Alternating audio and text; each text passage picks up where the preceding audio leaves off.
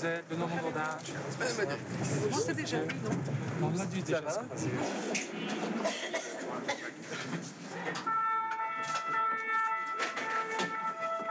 D'accord. Là, on va vers la plateforme de réception et de traitement des appels 114. Il y a un petit espace.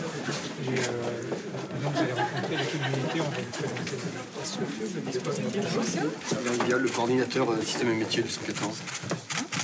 Bonjour, moi je suis agent 114. Agent 114, c'est super ça comme tout ça. Agent 114. Bonjour, c'est mon collègue pareil. Agent 114. Mesdames, très bien. Bonjour. Donc, je me présente, je suis agent de régulation au 114 et voilà, je fais partie des agents sourds. Bonjour. Je me présente, je m'appelle Adrien et je suis agent de régulation au 114. Je suis sourd. Enchanté. Ici, le Centre national relais 114, vous êtes dans la salle de réception et de traitement des appels. Je te laisse présenter le principe. Donc une personne qui est dans une situation d'urgence, donc victime ou témoin d'un problème, peut contacter le 114, donc par SMS et fax, cela depuis 2011. Et donc la grande nouveauté, donc la conversation totale, qui est donc ouvert depuis le 19 novembre 2018, qui est un mix de vidéos, de sons et de textes en temps réel. C'est comme du Skype au détail près qu'on a en texte en temps réel, en caractère par caractère. On vous montre en vrai comment ça marche. Donc là c'est moi, je lance l'appel.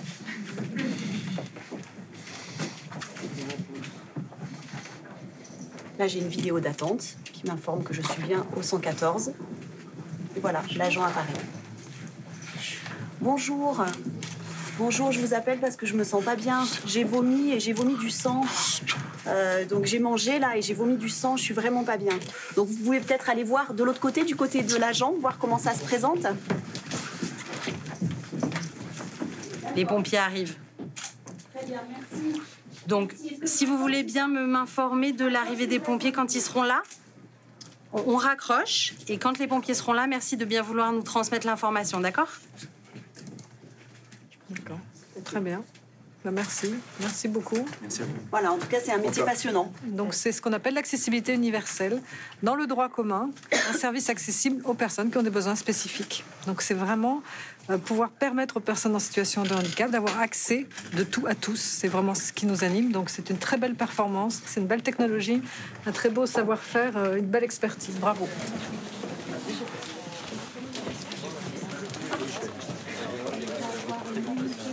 Le 114, c'est un service public qui reçoit des appels urgents, du soin, mais pas seulement, des appels urgents médicaux, et des appels urgents pour la moitié à peu près. L'autre moitié, c'est des appels pompiers, des appels police, des appels gendarmerie. Voilà. C'est ouvert 24 heures sur 24, jour et nuit. C'est ouvert tous les jours de l'année.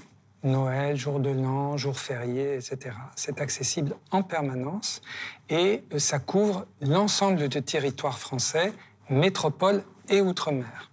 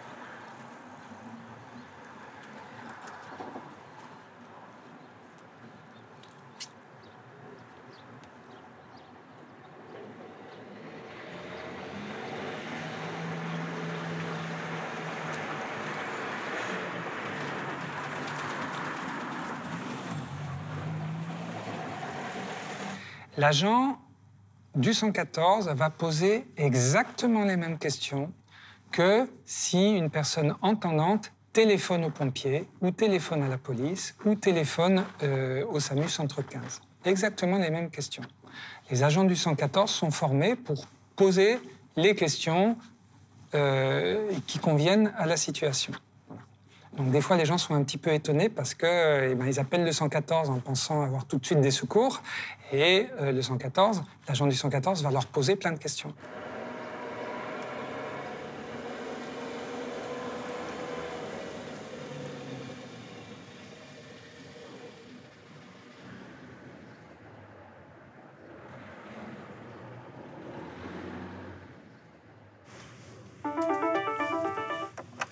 Pompier Lizard, j'écoute. Oui, bonjour 114. Qu'est-ce qui se passe? D'accord. Dans quelle adresse? D'accord. J'ai une fille de 18 ans qui a chuté en trottinette, c'est ça? Vous avez pu la voir en vidéo? D'accord. Vous avez vu un contact? Très bien. Je vous envoie une ambulance. Vous pouvez raccrocher. L'énorme avantage pour nous du service 114, c'est tout simplement que lorsque l'appel nous parvient, l'opérateur du 114 a déjà pris l'ensemble des informations nécessaires à l'engagement des secours, la localisation, le motif de départ, etc. Voire même dans certains cas, il a même pu établir un contact visuel avec la victime par visioconférence. Et dans ces cas-là, ça nous apporte énormément d'informations. C'est comme si finalement on arrivait à se projeter sur place et de se faire une idée très claire de ce qui se passe. Voilà, et donc d'adapter en fonction la demande de secours de manière très précise. Entre 2011 et fin 2018, on n'avait que du fax et du SMS. Donc on savait que ça ne suffisait pas, on savait que ce n'était pas très satisfaisant, mais on a reçu beaucoup d'appels, on a sauvé plein de vies, on a sorti des gens de situations extrêmement périlleuses. Je veux dire, ça a très bien marché.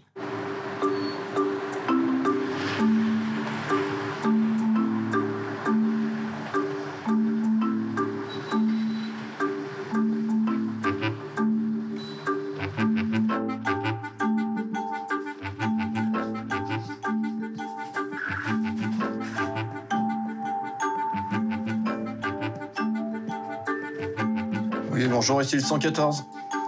Je vous appelle pour une personne qui a fait une chute de vélo. Je dirais cet essuyage de plâtre, même si c'était que du fax et du SMS, nous a permis d'affiner nos procédures. C'est-à-dire le traitement de l'appel urgent, c'était très inédit. Il n'y a personne qui fait ça, de traiter en France des appels santé, des appels police, gendarmerie et des appels pompiers, et de recevoir tous les appels sur le même numéro. C'est-à-dire qu'un agent décroche, il ne sait pas si c'est quelqu'un qui vient de se faire agresser, il ne sait pas si c'est un accident sur l'autoroute, il ne sait pas si c'est un enfant qui a de la fièvre, il ne sait pas si c'est quelqu'un qui est inconscient dans la rue, il ne sait pas. Il décroche et il voit. Et après, il va orienter la demande sur tel ou tel ou tel service.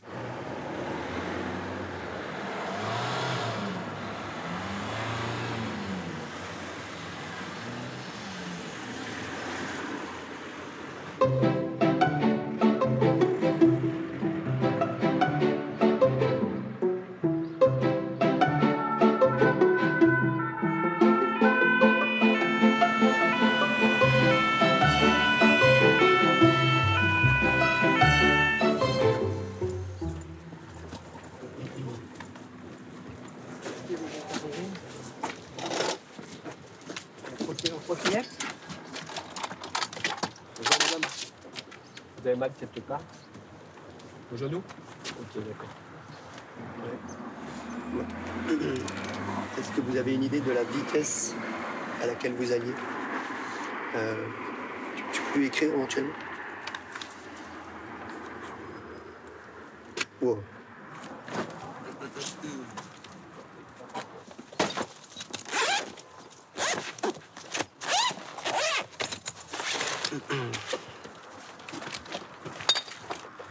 Envoyez.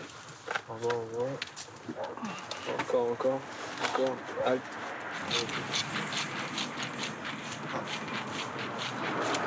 Tu ramènes le sac, tu reviens avec le brancard. Ok, reçu. On va chercher un brancard pour vous installer et vous emmener. Prêt, c'est bon? Allez.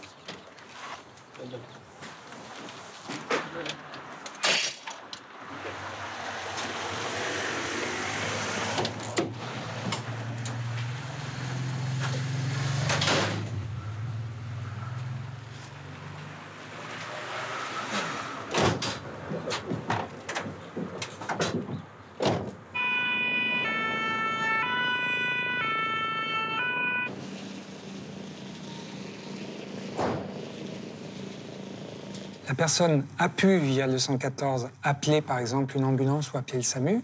Elle est hospitalisée. Si elle arrive à l'hôpital et que personne ne parle la langue des signes, tout le monde va être coincé. Voilà. Donc le 114 lève l'obstacle au niveau de l'appel, mais ne lève pas l'obstacle au niveau de la prise en charge de l'urgence. Voilà. Donc il y a encore beaucoup à faire. Alors, dans les hôpitaux où existent des unités d'accueil et de soins pour les sourds, dont Grenoble, mais ce n'est pas le seul, quand un patient arrive aux urgences, les médecins des urgences et l'équipe des urgences appellent l'unité qui envoie interprète, intermédiateur, quelqu'un de l'équipe, voilà, pour que le soin puisse bien se dérouler. Dans les hôpitaux où il n'y a pas d'unité d'accueil et de soins pour les sourds, il n'y a pas de langue des signes.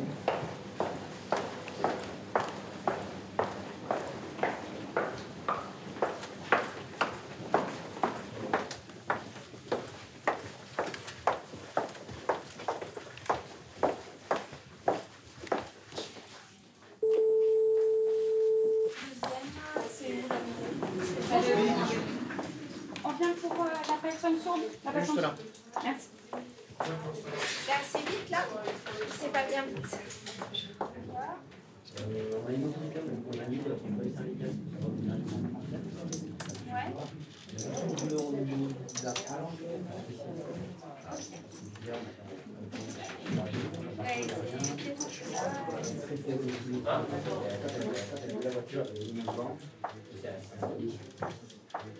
Quand je les ai vus arriver, je me suis sentie mieux. Ça améliore la communication et puis si on est stressé, de les voir toutes les deux, ça fait baisser le niveau de stress parce qu'on va pouvoir se comprendre. Pourquoi, moi, intermédiatrice, je suis présente là maintenant? Eh bien, lors du premier contact, on ne peut pas savoir si le patient en aura besoin ou pas, parce qu'on n'a pas le contexte. Donc, on vient toujours à deux pour accompagner l'infirmière ou le médecin. Et pendant ce moment d'échange, je peux évaluer le niveau de la langue des signes du patient et savoir s'il aura besoin ou non d'une intermédiatrice. C'est seulement à ce moment-là qu'on peut déterminer la suite de l'accompagnement. C'est comme ça que ça se passe aux urgences.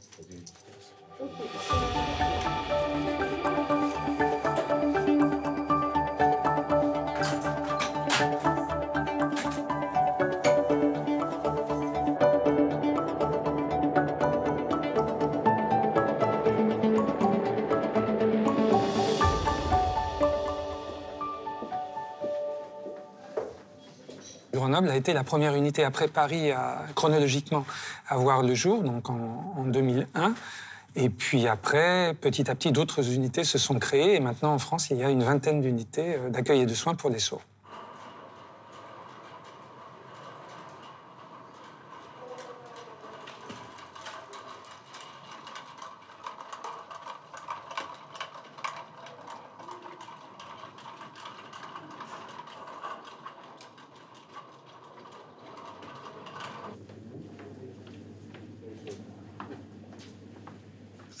Avant la création du 114, les patients qui venaient par exemple pour des problèmes de violence familiale, de maltraitance, étaient souvent angoissés car ils ne pouvaient pas téléphoner.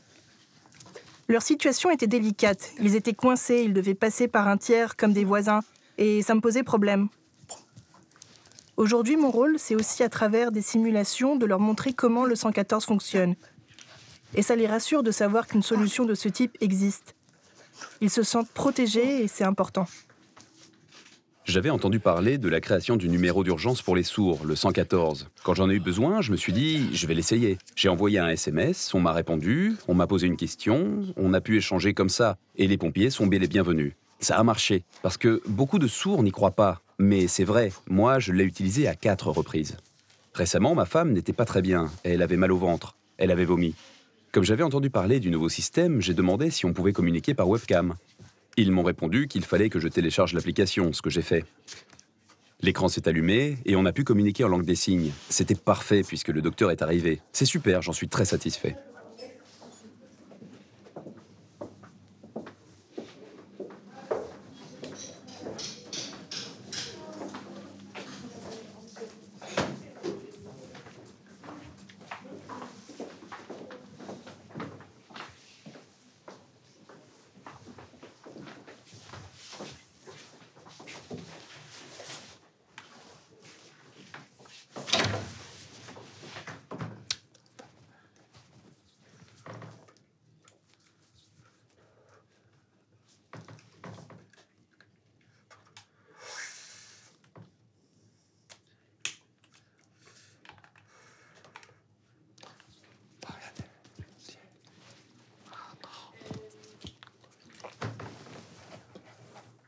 On a tiré de l'expérience qu'on avait, de ce qui fonctionnait en accessibilité aux soins, on en a tiré ce qui nous semblait pouvoir fonctionner pour l'accessibilité aux appels urgents. C'est transfert de l'exigence linguistique. Donc si quelqu'un nous appelle en langue des signes, il va falloir être super bon en langue des signes. Et les équipes, il faut qu'il y ait des professionnels sourds et des professionnels entendants. Et on s'est dit, s'il y a des appels en langue des signes, qu'on est techniquement capable de les recevoir en visio, il faut que ce soit des sourds, puisque c'est les sourds qui sont les plus forts en langue des signes, ils sont plus forts que les entendants. Donc on a créé, inventé un dispositif qui permettait de le faire, et on a créé et inventé un métier qui était un métier agent de régulation 114, qui n'existait pas avant et qui n'existe nulle part au monde. C'est-à-dire agent de régulation 114 de sourds, ça n'existe pas. On a inventé quelque chose ici en France sur le 114.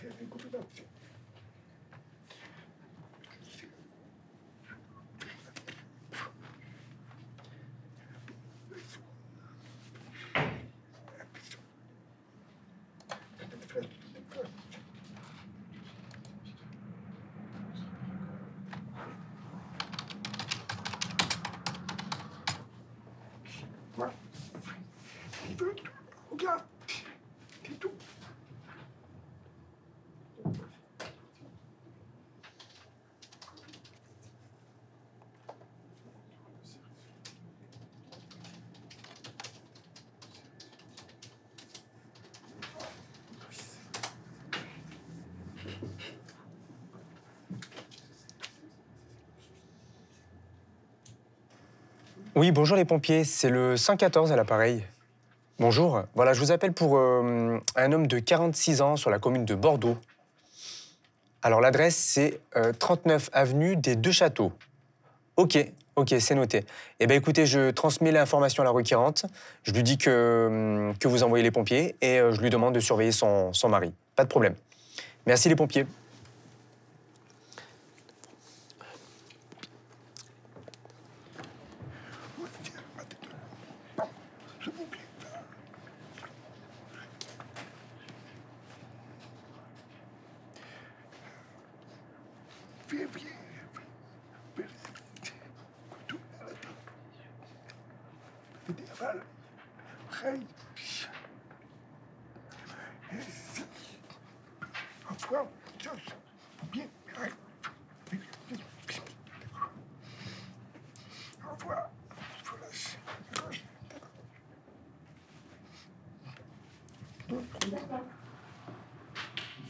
Donc, ça s'adresse à qui?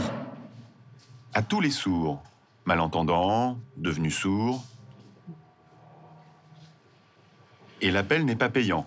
Il est totalement gratuit. Alors n'hésitez pas, ça ne vous coûtera rien. C'est gratuit comme tous les numéros d'urgence 15, 17 et 18. Je voulais te demander, imaginons que mon mari soit par terre, inconscient. Comment je fais pour contacter le 114 si je ne sais ni lire ni écrire? Je fais quoi? Comme je le disais tout à l'heure, il faut essayer d'écrire quelques mots, au moins quelques-uns. Et si vraiment je ne peux pas, je fais comment? Alors à ce moment-là, ce n'est pas possible avec le SMS. Mais tu peux utiliser le fax. Avec le fax, tu peux faire des dessins, ce que tu ne peux pas encore faire avec un portable. Ah, ça, c'est un problème. Il faut essayer d'envoyer au minimum quelques mots simples. Ah oui, quand on ne connaît pas bien le français. Oui, merci. Oui, mais à l'avenir, vous pourrez appeler en langue des signes, par la visio. Ça, c'est mieux, par webcam. Pour le moment, c'est la mise en route. Ce n'est qu'un premier pas. On a les SMS et le fax pour commencer. Et si on a beaucoup d'appels, que ça marche, alors on élargira à la visio et à d'autres moyens. Le service sera totalement accessible. D'accord. Si, dans un SMS, les mots sont dans le désordre, ça peut être ambigu. Ça peut nous faire douter des deux côtés, on n'est pas sûr de bien se comprendre. Alors qu'avec la visio, on se comprend tout de suite.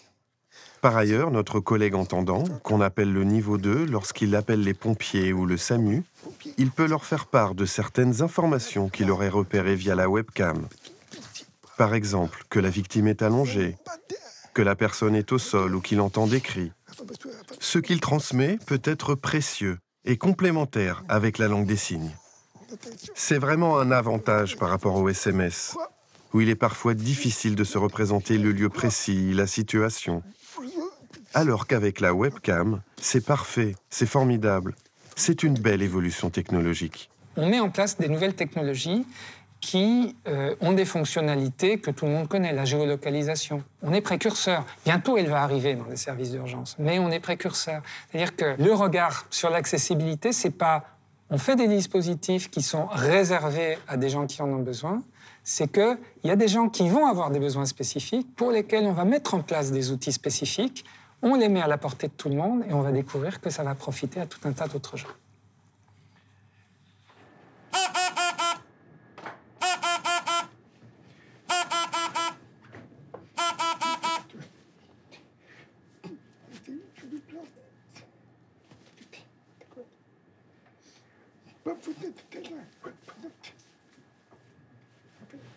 En fait, nous recevons des appels de personnes dont les profils sont très différents. Des personnes sourdes, malentendantes, devenues sourdes, aphasiques, dysphasiques, ou même des personnes qui ont subi une trachéotomie, des personnes qui ont eu un cancer et à qui on a retiré les cordes vocales, ou encore des personnes muettes qui ne peuvent pas oraliser.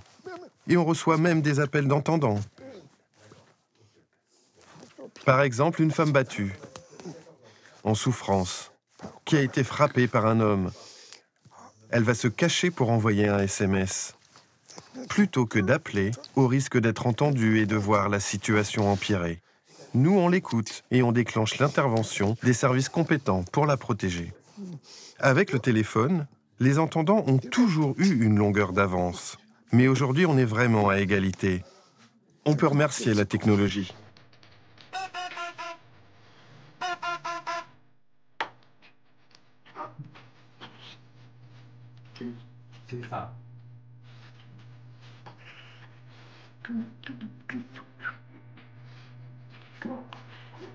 D'accord.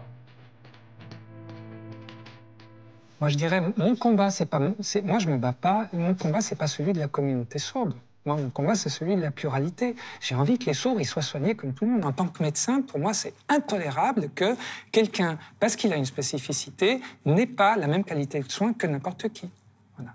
Les sourds, on est sourd, on est mal soigné. Non, moi, ma raison d'être de médecin, c'est sourd, entendant, on s'en fiche comment ils sont les gens. Il faut que tout le monde soit soigné avec la même qualité de soins. Ça, c'est mon combat. Et il est convergent avec le combat de la communauté sourde qui cherche une reconnaissance linguistique et culturelle et qui veut accéder aux droits communs. Donc ça va bien avec mes objectifs.